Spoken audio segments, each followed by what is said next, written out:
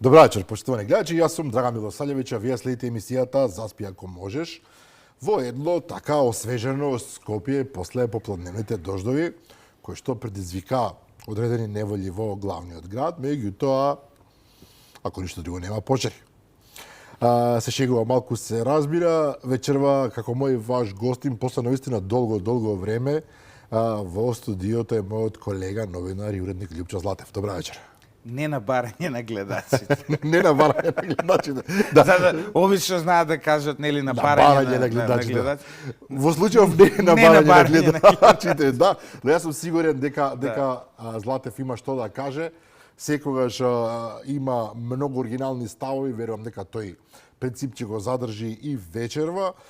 Факт е, Златев, дека ова реконструкција на владата, која што официјално се уште не е помината во собрание, ќе помине некаде до средината на овој месец кој што започна денеска, беше очекувано да се случи во едноставно по природата на нештото, некаде на половина на мандатот. Многу нагаѓања имаше претходно во јавноста, многу лицитирања, овој си оди, оној си оди, овој сигурно лета, овој сигурно останува и така натаму. На крајот на денот ги имаме новите лица што ги имаме старите лица што ги имаме, една ваква започеток, општа анализа. Требаше во овој момент навистина да се случи реконструкцијата и дали таа оди во правилна насока? Види, Драган, реконструкција секогаш е здрава работа, која имаш влада, но оваа реконструкција е важна од два аспекти. Освен тоа што е секогаш здраво, нели, после одреден период да направиш евалуација на кадровските потенцијали на твојата влада и да видиш што може да биде подобро и да смениш. Мислам, тоа е најнормално во секој менеджмент, во секој менаџерски процес, промените се важни. А влада и така и треба да функционира. Апсолутно се. Но зошто е важно од други два аспекти? Прво, морам да кажам, како човек кој се бави со медиуми со години, веќе 15 години уште малку, оваа реконструкција беше важна од пиар аспект за владата. Зошто? Затоа што едноставно им даде на медиумите месо и тема со која се занимаваа со месеци. Така е. Ние од ноември, од декември, од минатата година, разговараме за реконструкцијата. Па сега тука имаш спекулации, па комбинаторики, па имаш муабети од типот, ама знаеш премиерот отиде на настан кај овој министер, не отиде кај... Веројатно му се допаѓа, задоволен од неговата работа. И тоа им даде тема на муабет, особено на мрзливи новинари, како што се македонците по дефолт. И ја и ти не сме нешто, нели, надвор од просекот. Но се трудиме. Се трудиме, но суштината е, наместо да се разговара за нешто друго, што можеби не и одговара на владата, ние поминавме еден добар период од скоро половина од владењето на оваа влада, зборувајќи за оваа реконструкција. И сега кога ја имаме самата реконструкција, ние имаме практично промени кои опозицијата вели дека се козметички. Јас не би се согласил дека се толку козметички, но имаме промени во сектори како што е земјоделие, сектор како што е правда, сектор како што е здравство. Тоа се, например, здравство е во топ 4 сектори. Апсолутно. По градација кои се најважни сектори? Финансии, здравство и внатрешни работи и транспорт. Тие 4, транспорт поради инвестициите и инфраструктурата, здравство поради објективната важност, здравието на граѓаните, така е, да. Финансии поради тоа што се зависи од финансии и нели МВР поради безбедноста и борбата против криминалот и корупцијата. И сега ние имаме состојба во која што еден од 4 најважни сектори добива нова глава. Што значи тоа? Ќе видиме во периодот кој доаѓа пред нас. И тоа е добро, затоа што по друга страна владата антиципира одреден проблем и вели да, овде во овие сектори ние ги немаме перформансите кои ги имаме во другите. И сега на страна сето тоа. Тука се доаѓа до историската компонента, затоа што Јас секогаш кога ги правам анализите, сакам да, освен нели ова што се случува сега, зошто се случува, нели да одговоривме зошто се случува, треба да одговориме и која е историската важност на тоа што се случува. Одлично. Историската важност на оваа реконструкција е тоа што 1. јули 2026 година, односно 30. јуни 2026 година, која беше објавен веќе составот на новите министри, завршува медениот месец на владата на Христијан Мицкоски. Зошто го тврдам ова? Затоа што сентиментот на граѓаните во првата половина во владењето на овој мандат на ВМРО ДПМН и на Мицкоски беше, окей, еве ви шанса, сменете нешто, ајде да видиме што може да смените. Одредени резултати има, во одредени полиња резултатите не се забележуваат туку така. Историски е важно да се каже дека денес официјално завршува медениот месец на владата и од денес па натаму секоја позитивна работа која ќе ја направат, ќе им се брои, и секоја негативна работа која ќе ја направат, ќе им се брои. Во неверојатно тешки економски услови за Европа, од која ние практично зависиме економски, затоа што не ни може да зависиме од некој друг, ние сме таму каде што сме, географската позиција не може да си ја смениме. Тешко е да се остварат економски резултати, но големи се и очекувањата на граѓаните кои очекуваат во останатите 2 години да се остварат, нели, сите оние работи кои им беа ветени пред последните избори. Сега едноставно или ќе запалат моторот и во наредните 2 години ќе дојдат до една позиција ние да се завртиме назад и да речеме, знаете, Македонија е различна после овие 4 години, или и оваа гарнитура ќе влезе во истиот циклус со СДСМ од претходно. Што би било погубно, апсолутно. За нив, но верувам... Па и за нас. За нив погубно во политичка смисла, ќе почнат да губат на избори, ама за народот е... Не, сега, види, за да изгубиш на избори треба и од некого да изгубиш. Тоа е друг проблем. За жал во случајов е тој некој проблем, да. Тој проблем, но мора многу побрзо резултатите да ги видиме, сите ние. И токму затоа веројатно и тој слоган вешто го одбра од пиар тимот на ВМРО ДПМН е кога рекоа промени побрзо. Така отприлика им беше. Јас шегував турбо, може би требало да стават, но навистина е важно сега да почнеме веќе промените да ги гледаме. И знаеш како? Многу е, ние сега гледаме прилози на телевизија, се градат нови патишти. Ние постојано ги гледаме тие прилози. Се завршило ова, сега ќе се заврши ова, па таму имало клучка и така натаму. Што е промената? Промената е која ја ќе седнам и ќе го вознам тој пат. Така е. Знаеш, тогаш веќе јас ќе се завртам и ќе речам, види, ова е различно од пред 4 години. Промената е која јас која ќе се враќам, која ќе доаѓам на студиото, на кај студиово, доколку врне, ја ќе можам да поминам, нели, нема да биде поплавено и да чекам 2 часа некаде. 40 Како минути што се случува, така во автомобилот. Тоа се проблемите, нели, кои ние треба да ги антиципираме. Разликата која треба да ја видам, ако сакате, во зголемувањето на животниот стандард, во подобрувањето на образовниот процес на нашите деца. 2 години се многу мал период, нели? Но 4 веќе се период. Па тоа е целиот мандат, нема тука И што... токму затоа говорам за историската важност на овој настан. Тука завршува медениот месец. И тука веќе нема да може да има оправдување од типот, ама знаете се да сама... Да, вака ја остави економијата, така да, ја остави. знаеме како ја оставија, така е. Од утре почнува веќе, од денес практично, почнува веќе новата ера на начинот на кој што граѓаните ја перцепираат оваа влада.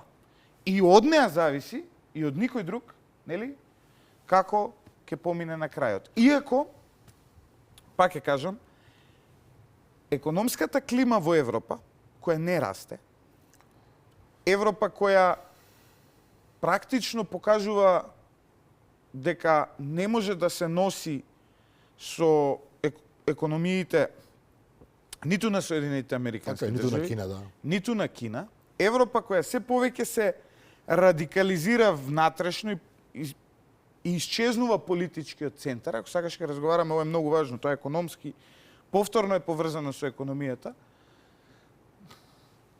Тие услови не ја одговараат на владата. Затоа што вие за да растете 6-7%, вие може да растете економски 3,5-4% годишно, нели, независно, изолирано, само поради подобри политики и така натаму. Но за повеќе е потребна целата компонента да биде исполнета.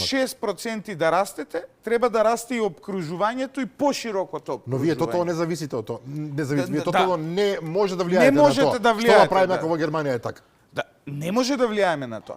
И токму затоа тврдам, тие карти, за жал, не се добро наместени на оваа влада. Но, оние основни некои, нели, постулати, еве, мене да ме прашаат, не ме прашале, Добро. мене да ме прашаат што треба да прави една влада во Македонија во ситуација во која што ние се наоѓаме, со заглавени европски интеграции, во една економска ситуација која е таква каква што е, со одредени подобрувања, со одредени инфраструктурни промени кои се добри, што би требало да правиме? Ние сега треба да се посветиме само на една работа. Изградба на институции кои ќе бидат стабилни, институции кои ќе бидат сервис на граѓаните. Ние по овие 2 години гледаме промени, но не е доволно. Знаеш, редот во болница изгледа ист. Така е. Се уште имаме патарина од 15 век, што му плаќаш со кеш или со картица на тој таму што стои во свет на дигитализација, на Добро, винетки. дигитализацијата треба и да така одигра натаму. својата улога, меѓутоа Значи, таа не е завршена целосно и тоа е проблем. Ние можеме да ги видиме тие промени за многу брз период, како со изградба на функционални институции, знаеш. На институции кои ќе одговараат на потребите на граѓаните, Што повторно а практично не е тебе видливо, да ти биде кошмар да отидеш негде и да завршиш работа, знаеш. Од најобична работа, од одење на лекар, витално важна, до, не знам, да извадиш некој документ, Кај некоја жана данок од кадрова, на се имот, извинувам на жани од или кадрова, така да. натаму, нас во овој момент, доколку сакаме да обстоиме на едно добро ниво, да се разликуваме од соседството, ни е потребно создавање на стабилни институции сега и веднаш. Знаеш. Да не глумиме дека, знаеш, тоа функционира. Не функционира. Да признаеме дека најголем дел од институциите во државава, од онаа државна управа и така натаму, веќе имаат заборавено која им е виталната улога. Во моментот кога ќе почнеме да ги градиме тие институции, тогаш веднаш тоа и економијата ќе го следи, и оптимизмот на граѓаните ќе го следи. Но вчера, тој така во еден разговор со двајцата гости вчера со Жида Даскаловски со Рави Светак спомнавме нешто во овој правец дека има објективно многу кадри, еве како да ги наречам, значи луѓе кои што се вработени по институции од X причини, а не треба да бидат тамо, луѓе кои што злоупотребуваат, луѓе кои што се корумпирани. Имавме вчера страшна информација, например, дека не знам во здравството се случува нешто невидено, дека не знам се бараат сексуални услуги од пациенти. Не е правила, меѓутоа од пациенти страшно звучи воопшто дека во 21 век такво нешто се случува, дека се очекува подароци, се очекува корупција, дека постои сексуално дури наследство врз медицинските сестри, медицинскиот персонал, како да го наречам. Тоа идејата беше, прашањето беше дали треба тука брутално да се сосече сето тоа, без многу милост. Знаеш како? Или треба да се бара повторно еден европски демократски пристап? Тука е проблемот на демократијата. Не европски демократски пристап ти да толерираш гадости, така е. Да толерираш некој да им бара сексуални услуги на пациентите. Тоа нема врска со европски, нели, како да кажам, практики. Проблемот кај нас е што плашејќи се дека утре некој може да речи, да каже, ама знаеш, ова ќе биде удар на демократијата. Така е, Ова очекувано. ќе биде проблем, ова ќе биде вака или така. Реваншизам, пресметки, се што треба. Да. Политичарите секогаш, знаеш, со внимание гледаат на овие работи и се плашат да преземат чекор. Сега ќе ви кажем, еве примерот непосредно, нели, сега се случи. Имаш проблем демографски, кој е факт. Ќе разговараме, сакам да разговараме подоцна за економијата и демографијата и поврзаноста, но имаш паралелки во одредени училишта кои имаат 7, 8, 10, 12, нели, Ученици, деца. да, што е катастрофа. И сега министерката прави логичен чекор и вика, знаете, овие мора да се затворат. И излегуваат и велат, ама сега наставници ќе останат без работа. Се не може... Дај да им даваме плати да не работат, знаеш. Ако ситуацијата е таква, А таква е, не е никаков греф вие да затворите училиште. Дури сосем подобро и за социализацијата на тие деца да ги пратите во училиште каде што има повеќе деца. Но треба да им обезбедите достоинствен тука јавен ќе дојдеме, да превоз. бидат квалитетен превоз, брз, ефикасен. Апсолутно, се согласувам. Сите работи што дадат заедно со тоа. Па тоа е функционирање на институциите. А во ситуација на демографски пад во државата, во ситуација во која што бројот на бракови паѓа по 30 по 40% годишно, бројот на новородени денес е третина од тоа што бил Пред 30 години. пред 30 години, ти не можеш да очекуваш дека образованието ќе ти биде ист обем. Вие погледнете го тоа со високото образование. Порано, ако се запишувале, не знам, Стотици, илјадници, сега во 10 се бројат, така е. И има тоа на некој од најсилните факултети, барем што беа. праве некојаш беше институција, сега е... Сега бараме луѓето, така е, Значи, да. сакам да ти Со кажам, светлика.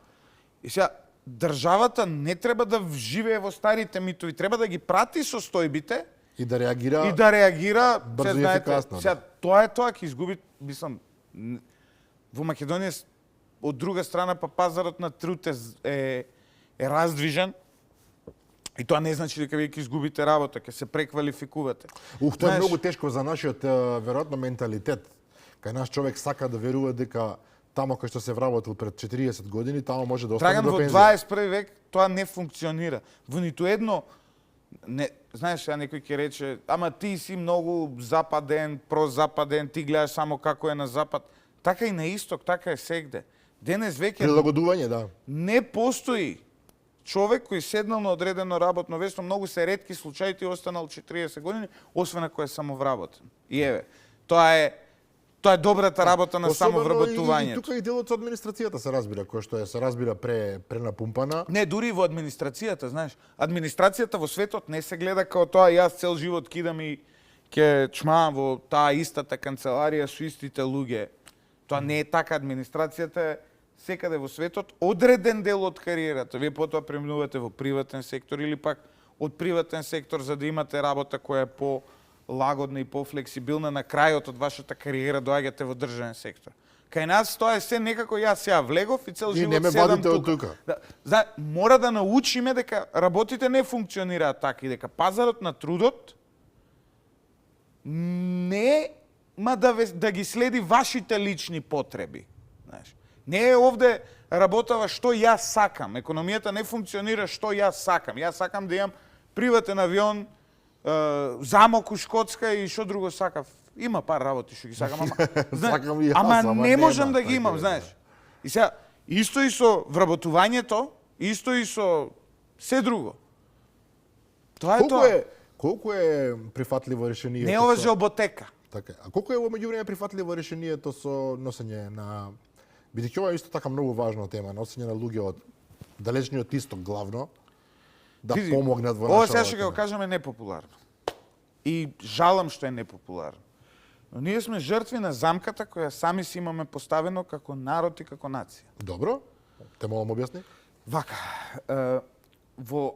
за да имаш ти економски раст, за да имаш задржување на БДП-то, еве не зборуваме ни за економски раст, да зборуваме, еве сега колку имаме годинава, 19 милиарди БДП, така, од прилика. За да се задржи бруто домашниот производ, Многу е важна демографската компонента.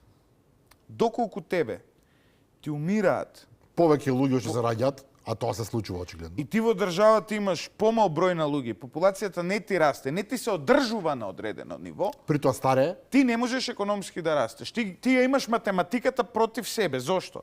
Затоа што ние не сваќаме основни дефиниции. Што е БДП? Бруто домашен производ. Тоа значи колку пари се свртеле во економијата минатата година овде. Колку се произвело овде и колку се потрошило.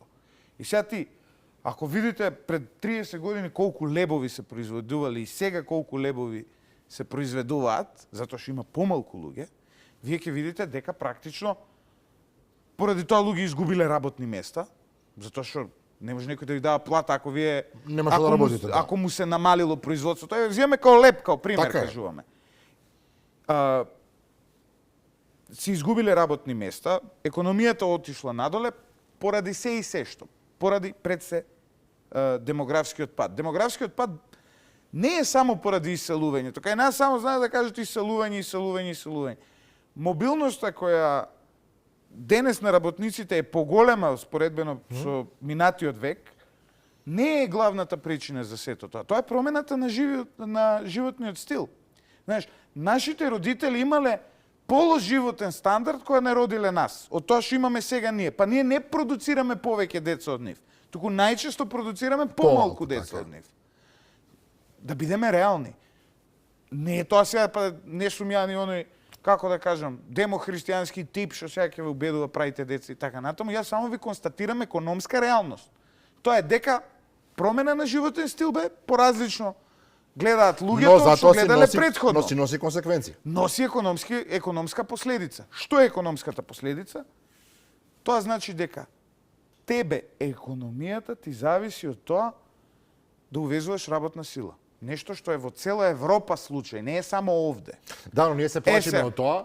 Сега тука е замката. И ние велиме, окей, ама ние сме ксенофобични, тоа е сегде, лево, десно, албанци, македонци, сите имаат идентичен став. Не, ние не сакаме луѓе овде да дојдат и да работат. Во ред, но тогаш немој да сакате ни пензии. Колку да звучи ова брутално. Да, тогаш немој да сакате ни здравствен систем. Тогаш немојте да сакате ни добар животен стандард. Или втората опција Ако- е почнете да се множите луѓе, колку и да звучи ова, многу повеќе од претходно. Јас мислам дека и не тоа е се иселувајте. невозможно. И јас мислам дека е невозможно. Значи, мислам дека денес ти да им го всадиш на новиве генерации тој код што го имал дедо ми, што имал дека треба 4 да имаш деца, 5 деца, нема тоа шанси да. е impossible. За да имаш, ако сакаш здрава економија, за да се одржи економскиот раст, не за да се одржи БДП-то економскиот раст на некое стабилно ниво, просекот треба да биде 2,01 Ние го немаме тоа, да. по Во Европа веројатно никој го нема, да. по жена. Значи 2,01 по жена. Значи, глупо е што... Океј, добро, но тоа е така, се Така, жените раѓаат деца така второ се пресметува. Ние тоа го немаме. Сега, а од друга страна сакаме пензиски систем, сакаме здравствен систем, сакаме социјална помош, сакаме, знаеш, да живееме поубаво, сакаме подобар животен стандард, сакаме да ни бидат продуктите, сакаме платите да ни бидат повисоки, а продуктите да ни бидат поевтини. Сакаме. Тоа не е можно. Едноставно. Пази, некај нас. Во Германија тоа не е можно. Доколку ги земете економските параметри на Германија, ќе видите еден уште по-трагичен тренд. Еве, германци валјда не се иселуваат за разлика од нас. Колку што знам, тамо се. Но они се множат уште помалку од нас. И сега Исто кај е точно. проблемот? Од светска економска криза 2008 до сега, доколку го следите трендот на Германија, постои економетриска, како да кажам, економетриски факт, теорија дека со 1% од популацијата доколку ви дојдат да живеат, колку што имате 1% вие, тие ви генерираат економски раст помеѓу 1,5 и 2%. Сега, ако гледаме колку луѓе се доселувале годишно во Германија, и ако го преведиме економскиот раст што го носеле тие луѓе кои се доселувале, ние ќе видиме дека доколку Германија не доселувала луѓе, од 2008 година до 2026 година, до сега, најголем дел од годините Германија ќе била во рецесија. И сега тоа па говори за абсурдноста на оние радикално десни политичари во Германија кои велат нема да носиме луѓе, Германија на германците, остануваме сите тука. Да, Добро, но проблемите што Од доаѓаат... каде ќе земате пензии? И сега Ова е навистина квадратура на кругот. Тоа е економски ова што оправдување што го давате, ми се чини дека е апсолутно точно и прецизно. Види, тоа секогаш заедно со него оди прашањето. бројките се немилосрдни. Емигрантите знаат да донесат со себе Знаат. поинаква култура, Знаат. некогаш насилство, некогаш Знаат. радикализам. Апсолутно. Но реалноста е таа. Знаеш, take it or leave it. Значи не е во прашање на заговор. Добро, како тогаш го оправдуваме сега, одиме во сосема некоја друга тема, како го оправдуваме фактот дека една Полска, да речеме, која што е исклучително ригорозна за примање на емигранти, има одлична економска политика. Полска има друга карактеристика. Прво, Полска беше понеразвиена од нас у 90 До 90-та година, потоа не стигна и прилично потоа брзо, не да. стигна и сега е веќе далеку напред. Но како Полска се справува со својата демографија? Полска секоја година ја зголемува својата демографија со тоа што пољаци кои живееле, кои се иселиле 70-ти, 80-ти, 90-ти, 60-ти, 2000-ти, Успева да ги врати назад. сега се враќаат назад. Дано да ги убедите да се вратат е многу тешко. Но знаете ли- Македонец што живее во Швајцарија или во Канада, има некој да се врати. Сега, меѓутоа, да не знаете бидеме- ли како Полска ги убедува да се вратат назад? Затоа што Полска создаде стабилни институции, Полска успеа да направи некој економски буст во краток период и сега полјакот што живее во Каде Англија, и да е, да. гледа вака, вика, види, јас сега живеам тука, плаќам толку кирија, И не сакам да бидам водовоđија во Да, и не сакам да Англија. видам водовоđија.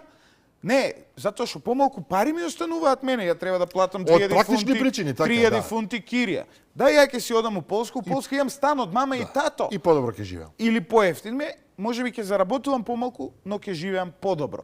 Полска успеа да го стигне текот на западните економии и да го фати моментот. Но дали е тоа долгорочно? Не.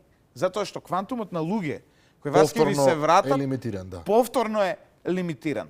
Она што ние треба ние можеме да вратиме дел од тие луѓе кои се надвор.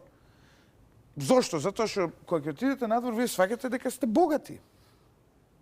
Затоа што не постои западно општество во кое над 85% од луѓето го поседуваат домот во кој што живеат. Да, тамо главно Кај се нас- живее на рента, така. Кај е. нас, знаеш, сите живееме во сопствен стан. Тоа не е така. Во Германија дали е 50% од германците поседуваат Собствен стан. сопствен стан. Во некои општества тој број е уште, нели, таа бројка е уште помала. Да. И не е само тој фактор, има и еден куп други. И ти не може. Начинот на живот кој што ние го сваќаме како нормален, на запад нема да го добие. Ние сакаме да живееме со една нога во социјализам, каде што државата нас Ќе ни секој ни обезбедува, обезбедува, да. и со друга нога во капитализам да имаме добар животен стандард, да бидеме американци, да трошиме, да носиме скапи брендови, да одиме 3 пати во годината на одмор. Е сега, едното со друго не оди. Не оди. Знаеш, Добро, вака, или кога ќе кажете вака брутално, да, делува неубаво, меѓутоа веројатно е во правец кој што мора да не замисли сите.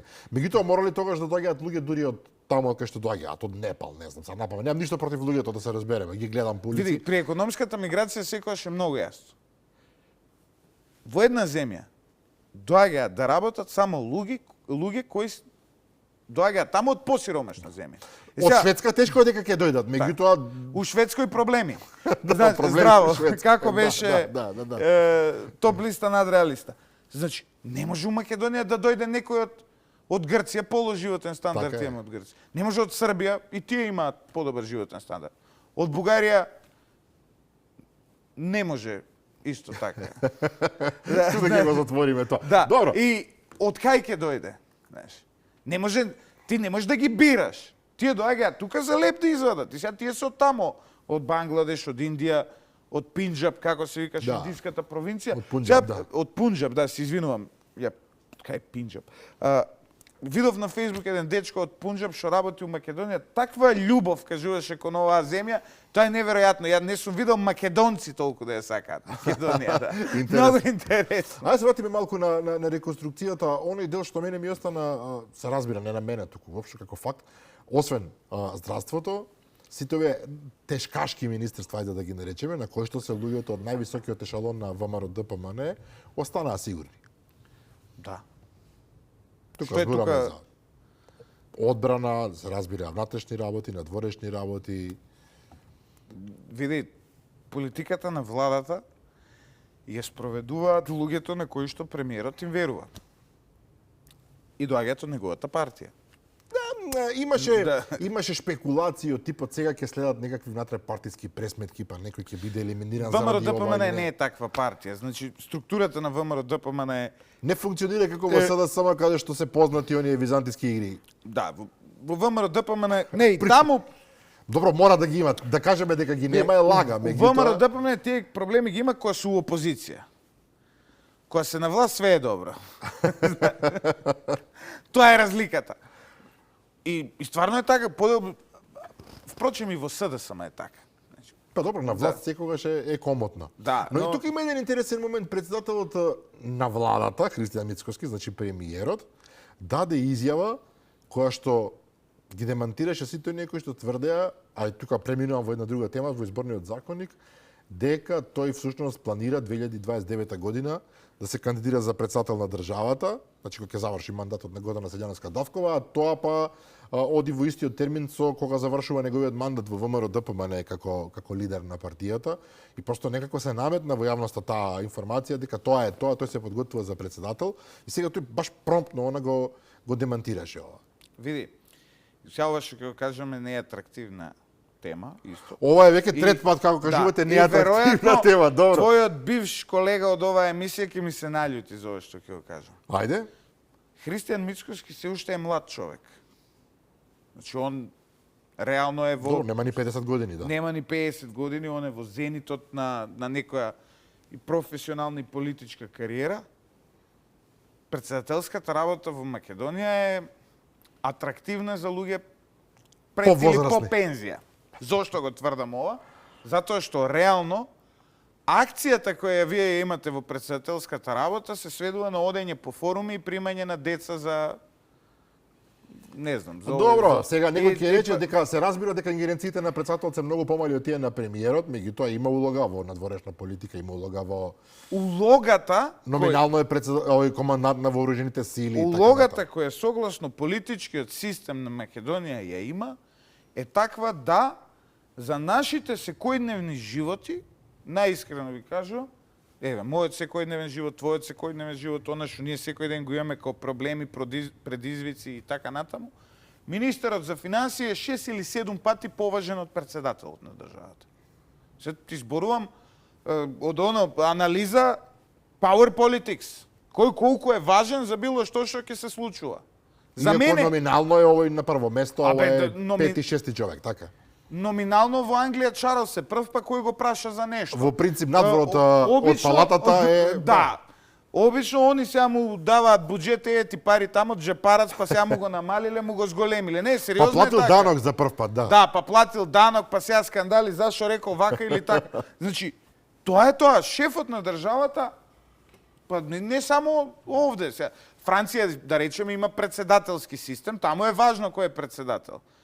Хрватска председателот им е комедијант, мислам, топ дечко, али он излегува и кажува понака, логични работи, си исмева со политичките трендови, секоја честно, и он не излегува од таа улога на како да кажем, на Чарлс.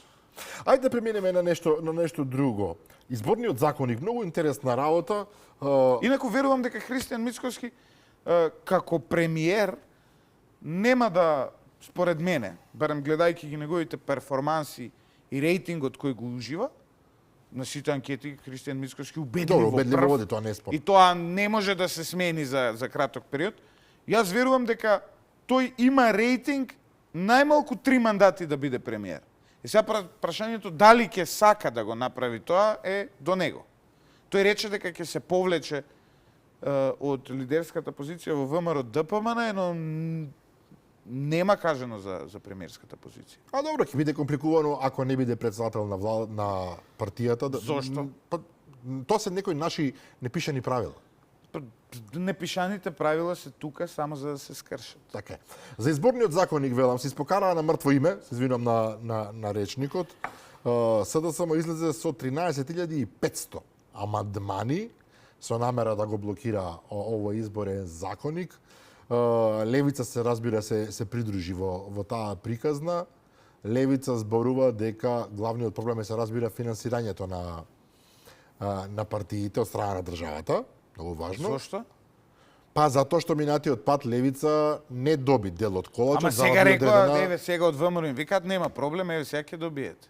Ама сега малку им се. Изгледа дека се малку. Добро. Додека СДСМ бара не промена како што велат на неколку решенија со амандмани, туку апсолутно одново создавање на овој изборен законник, затоа што смета дека во него има мал милион работи кои што нив не им одговараат и кои што според нив ќе возможат на власта, односно на позицијата да има предност пред утрешните избори, утрешните кога и да бидат, се разбира, мислам. Особено се лути за електронското гласање на диаспората. Тие велат дека таму е возможно да има многу манипулации. Не, види, не велам дека тука, иако сум жесток критичар на СДСМ и СДСМ се ужасна партија, веројатно овој закон го блокираат само затоа што не сакаат избори во догледно време. Тоа е приказна сама за себе, причина, да. Но во однос на аргументите, сега зборуваме за аргументите, во однос на електронското гласање на диаспората кој го предлага власта, ја не согласувам со СДСМ, нели, дека тоа е проблематично, ама ја го поставувам логичното прашање дали тоа ние што сме од овде и ќе треба да одиме и со фингерпринт да се регистрираме, не сме дискриминирани. А тие од диаспората ќе гласат електронски. Така што, доколку реформата е целосно воведување на електронско гласање, тогаш јас сум за сите. Добро, но така е, но диаспората има поинаков проблем, тоа го спомнав исто така и вчера. Вие живеете некаде во некоја голема западна или источна земја, не е важно, и вие сега за да дојдете до тамо каде што има македонска амбасада или конзулат, можеби треба да патувате 3000 километри за да гласате. Но вие можеби сте... Што не може да го направите тоа, освен некој ентузијаст. Вие може треба да патувате 5 километри до вашето гласачко место, а сте социјален случај од Македонија. Па добро, вака сега, да. Го... Или сте лице со попреченост, во инвалидска количка. И сега фере, вие да одите да се малтретирате, а овој да гласа со... Па добро, овие со попреченост може дома да гласаат, има за нив олеснување. Да, и модат дома. Се согласувам дека различен е модалитетот, но... Добро, но во принцип, ако се обезбедат условите за кои што инсистира опозицијата, дека тоа дефинитивно ќе биде исклучени манипулациите, исклучено притисокот врз тој што електронски би гласал и така натаму, дека тој може да биде дека ќе гласа во негово име. Сега само вака нафрлам работи кои што се спомнуваат, тогаш тоа зашто да не пројде, повторно ми јасно. Иако вашиот пристап е сосема поинаку. Не, и за нас не е фер, се, знаеш, дајде и нас право и ние да гласаме. Но факт е дека СДСМ ќе направи се да не помине. Ова тие не сакаат да слушаат ни за пршинската влада да биде укината. Ова е само, знаеш, изговор во однос на СДСМ. СДСМ наша логична причина. And that's it. Суштината кај СДСМ е дека СДСМ реално не сака избори. Затоа што гледаш како власта ниеднаш нема кажано дека ние очекуваме да одиме на избори, сакаме да одиме на предвремени избори се, а СДСМ тие кои излегуваат, изборуваат против предвремени избори, кои никој впрочем не ги бара, знаеш. Па тие не ги бараат. А како? Ни тие ги бараат, ни власта ги бараат. Ама они викаат, они ќе прават предвремени избори. Малку апсурдна ситуација. А иако суштина секојаш опозицијата е така која треба да бара. Суштината е дека СДСМ не сака да оди на било какви избори. Доколку може, и сега кога ќе, не знам, редовни кога доаѓаат, доколку може и на тие да не се отиде, на СДСМ најмногу им одговара.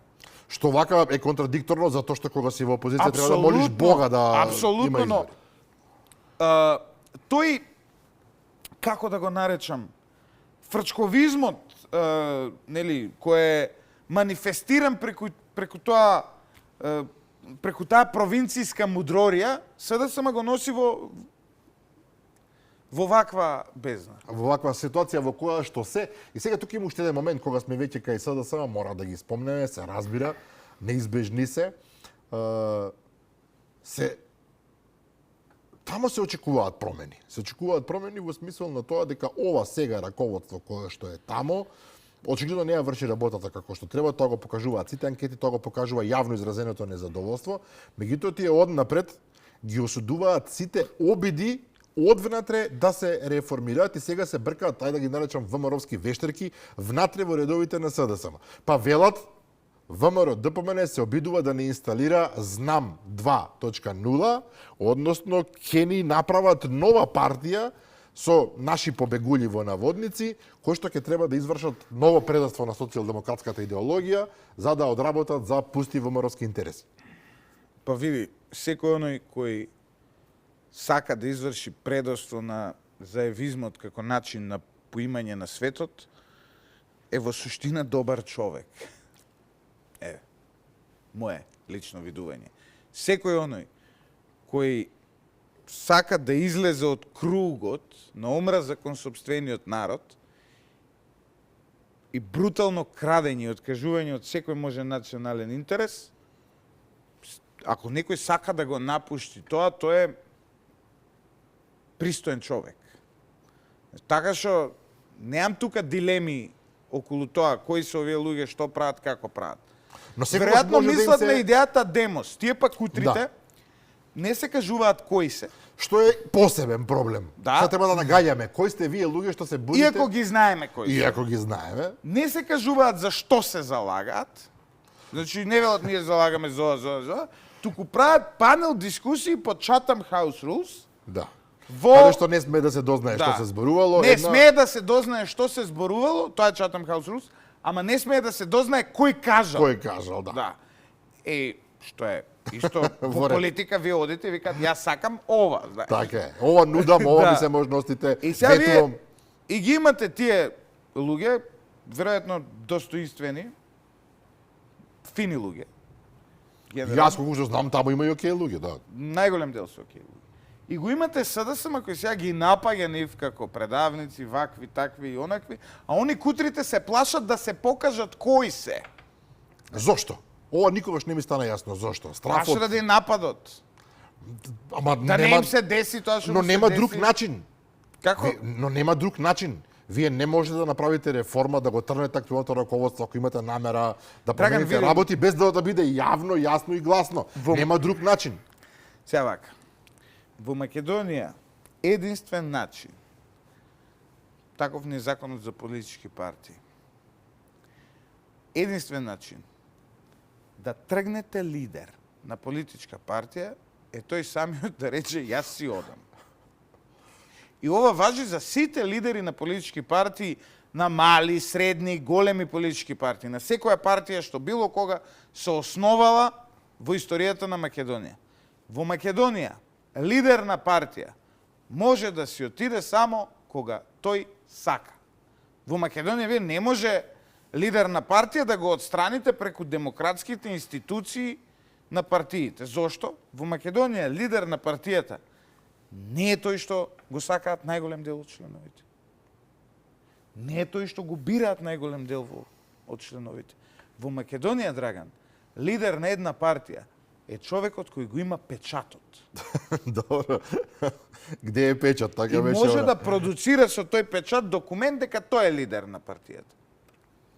Затоа кај нас печатите на политичките партии се чуваат у сефови. У сефови, така. Тоа е најголемата вредност. Да, затоа што за да станеш лидер, тебе ти треба... Така е. И во некои помали партии кога имаше пучови, отприлика тоа беше тоа, каде е печатот, кој го краде печатот. Пасиев стана овакво лидер на левица само пошто им го зема печатот на тие у другото крило на партијата. Сериозно мислам сега. Тоа беше кој го украл печатов, приказна. Тука ми текна на позната српска где е печат. Да. Значи и секој оној што ќе ви каже дека у Македонија политичка партија е зошто на суд се тужеле по тоа во многу случаи, на суд секогаш победил тој што го имал печат. Што имал печатот. Значи да. И тука е сватена поентата, толку едноставно. И добро сега овие демоси во ера на дигитални печати тоа е веќе смешно. Знаеш, печат е више изфрлена само церемонијална ствар е во што да прават модерни овие луѓе од ајде условно да ги наречеме демос кои што немаат печат. Ќе си прават вака разговори сами со себе и ќе зборуваат колку не е фер. Драган, несериозно е да разговараме за луѓе кои не кажуваат кои си и не кажуваат за што се залагаат. Мислам стварно. Анонимуси, она знаеш, добро, тој бар правеше терористички, тој кажуваше за што се залага, знаеш, анонимус. Овде го немаме ни тоа. Да. Многу специфична ситуација. Тука на левица не може да им се замери во тој аспект, тие се прилично гласни, барем кажуваат што сакаат и тоа што го сакаат е ужасно. Да. Тоа што кажуваат, да, прилично брутално, да, меѓутоа инсистираат, особено интересно ова инсистирање од нивна страна на обиди за тргање на министри во собрание, се разбира дека не може да пројдат, меѓутоа се инсистира на тоа, помени замени Панче Тошковски ќе се нацрта тамо, ќе го гласаат. Мислам дека што да прави човекот? Дека Панче Тошковски е жртва на, како се вика тоа, на правничката суета на господинот Тапасиев. Абе види во демократија, кој имаш ти механизам, па и не е страшно што ги имате интерпелации. Да. Знаеш, па на крајот од денот што е толку страшно? Тоа што они направиле интерпелација, тоа е здраво за демократијата. Мене тоа не ми е проблем. Проблем се некои други работи, иначе тоа со интерпелација му правеле, па што да му прават? Да го галат опозиција се. Тоа има работа. И сега ќе дојде човеков, ќе објасни што напред, тоа е па и добар пиар, они услуга му прават со интерпелацијата. На некој начин. Он ќе излезе, ќе каже све што сработел, потоа ќе се извади рилсови по Facebook, па луѓе ќе му речат браво доле, па после тоа ќе помине, ќе го изгласаат, пошто неговата партија го има мнозинството и тоа е тоа, знаеш, зашто гледате на све негативно? Дај малце подемократски да гледаме на апсолутно, за ова се согласувам 100%. Велам дека меѓу оние што остана, се разбира, е министерот за надворешни работи и надворешна трговија Тимче Омбудсмански, кој што, ако не се лажам, рече дека за овие 2 години поминал 110 земји, ако грешам, нека ми прости, навистина едно големо патување светско. Тој уште до крај на мандат ќе опрошетат сите ќе ги прошет. Колку има на планетата? Околу 200 се, не знам сега колку се, 200 и нешто беа. Не знам Косово као се рачуна. Да, меѓутоа резултатот е она што се брои. Ние сме објективно ставени во ситуација со ЕУ, навистина се направени многу напори да се објасни, како што се вели на сите партнери, која е нашата позиција, што всушност ние бараме. Драган, види се. Зеу. Ве молам. Секој ден на сите телевизии во Македонија гледам дебатни емисии за ЕУ. Све мудреци, све паметни луѓе. Ниту еден да каже дека, да речеме една Франција, донесе измени со кои што, за да се прими нова членка на ЕУ, треба во Франција тоа да помине на референдум. Што е проблематично. И никој да не го зборува. Но затоа велат Албанија и Црна Гора ќе влезат другата година. Знаеш која ќе поминат на референдум у Франција? Проверете, прогуглајте какво е јавното мислење у Франција за проширување на ЕУ. И ќе видите. Под 50% е секако.